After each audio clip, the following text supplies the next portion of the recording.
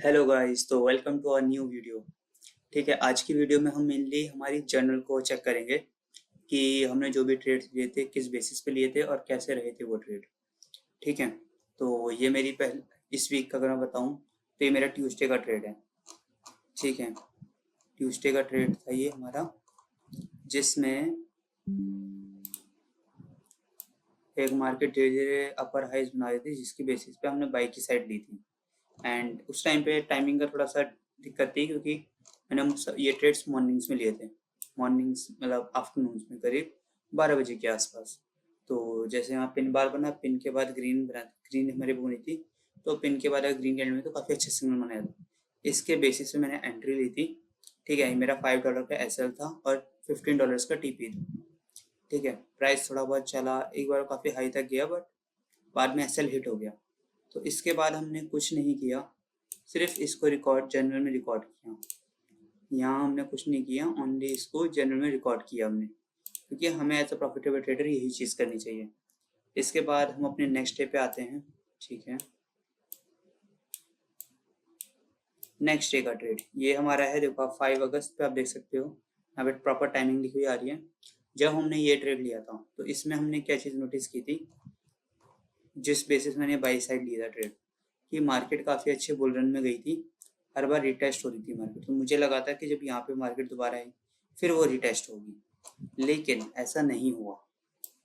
ठीक है, यहाँ पे मार्केट जैसी आई वो रिटेस्ट नहीं हुई, बल्कि उसने ट्रेंड ही चेंज कर दिया, वो लोअर हाइज बनाने लगी।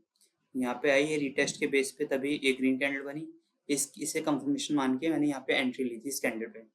प्राइस थोड़ा तो ऊपर गया, बट बाद में मेरा एसएल हिट हो गया। तो नो टेंशन, क्योंकि यहाँ पे भी हमने $5 लॉस किए थे, बट हमें उससे कोई मतलब नहीं है। ठीक है, हमारा मेनली फोकस होना चाहिए डिसिप्लिन पे, हमारा डिसिप्लिन हमें फॉलो हो।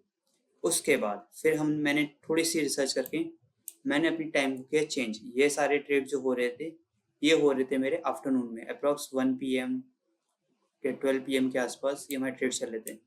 फिर अब मैंने स्टार्ट किया रात के टाइम ट्रेड। तो ये हमारा है थर्सडे का ट्रेड। तो जैसे ये रात को मैं आया था 9 बजे के आसपास। मैंने 9 बजे मैंने थोड़ा एनालिसिस किया, मैंने देखा पहली रेड आई, दूसरी से मैंने कंफर्मेशन लिया, एंड देन इसके बेसिस पे मैंने एंट्री बनाई। जैसे इसकी क्लोजिंग में मैंने एंट्री ली और मेरा टीपी हिट। यहाँ पे हमारा टीपी हिट हुआ था क्योंकि हमने यहाँ पे मोमेंटम अच्छा था। तब मुझे ये चीज़ पता चली कि रात को 9 बजे के टाइम में काफ़ी अच्छा मोमेंटम होता है। ठीक है, फिर हम अगर अगले दिन का ट्रेड देखें अपना, तो उसमें देखिए ये मेरा लेटेस्ट ट्रेड है, जो कि कल का था, फ्राइडे का। आप वीडियो चेकआउट कर सकते हैं, डे 4 के नाम से आई। डे 4 में है ये वाला ट्रेड। तो इसमें से ये काफ़ी बढ़िया ट्रेड गया था मेरा, क्योंकि ये मुझे थोड़ा कंफ्यूज कर गया था। प्राइस ने क्या हुआ कि मार्केट एक छोटे छोटे अप ट्रेंड चल रही थी, बहुत अच्छी चल रही थी, बहुत अच्छी। इस पॉइंट ऑफ टाइम पे बहुत अचानक से बाइंग आई, बहुत अचानक से। ठीक है, और बहुत बड़ी बाइंग थी। आप खुद चेक कर सकते हैं कि अगर देखा जाए डॉलर्स में, 4310 से लेके 4368 का, मतलब किसी ने 0.01 का लॉट यहाँ पे बाई किया होता तो उसका अप्रॉक्स प्रॉफिट यहाँ पे $58 होता। अप्रॉक्स प्रॉफिट एक लॉट पे, वो भी 0.01 पे। अगर ये बहुत बड़ी बाइंग आई है, तो फिर जब ये बाइंग हटेगी तो धीरे सेलिंग होगी, सेलिंग होगी। ठीक है, धीरे धीरे मैंने इसी चीज़ का मैंने फ़ायदा उठाया। जब प्राइस यहाँ पे आया तो मैंने ये चीज़ नोटिस करी कि अगर ये प्राइस जब नीचे आएगा तो पहला इसका टारगेट कहाँ होगा, इसके आसपास, और मेरा टारगेट भी यहीं पे था। और वही चीज़ मार्केट ने की कि अगर मार्केट ने इसको एक बार ब्रेक कर दिया तो मुझे मेरा टारगेट मिल जाएगा। मैंने यहाँ पे इसके बेसिस पे एंट्री ली। यहाँ पे मैंने बता देता हूँ किस बेस पे मैंने एंट्री ली थी वाली। जैसे प्राइस इधर आया, ठीक है, ये रेड बनी जो मैं चाहता था, जैसे ही दूसरी रेड बनी तो मैंने इस पर नोटिस कर रहा था, मतलब कि यहाँ पे मैंने फिर 5 मिनट का टाइम फ्रेम देखा था। इस ट्रेड को लेने के लिए मैंने 5 मिनट के टाइम फ्रेम से कंफर्म किया था।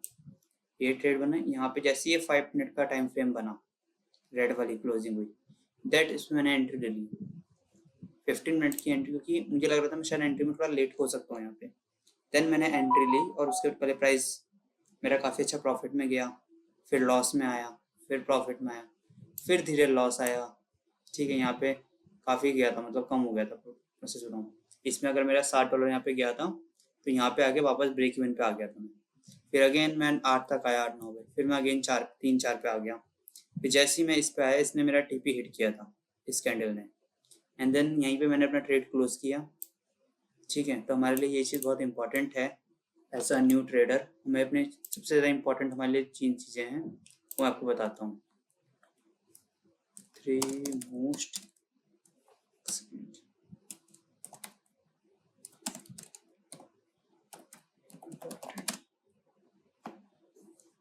इम्पॉर्टेंट चीज़ों में से हमारी एक्सेल। ठीक है, टाइम जोन, एक हमारे स्पेसिफिक जोन होना चाहिए जो हमें फॉलो करना है, स्पेसिफिक जोन। ये बहुत इंपॉर्टेंट चीज़ें हैं, मतलब एज अ बिगिनर मैंने ये गलतियाँ बहुत की हैं भाई। एज अ बिगिनर जब मैं ये चीज़ सीख रहा था, मैंने बहुत ज़्यादा गलतियाँ की हैं। ये जैसे कि जैसे कि ये हमारी यहाँ पे स्ट्रेटेजी है जो मैं यूज़ करता हूँ मोस्टली, वो है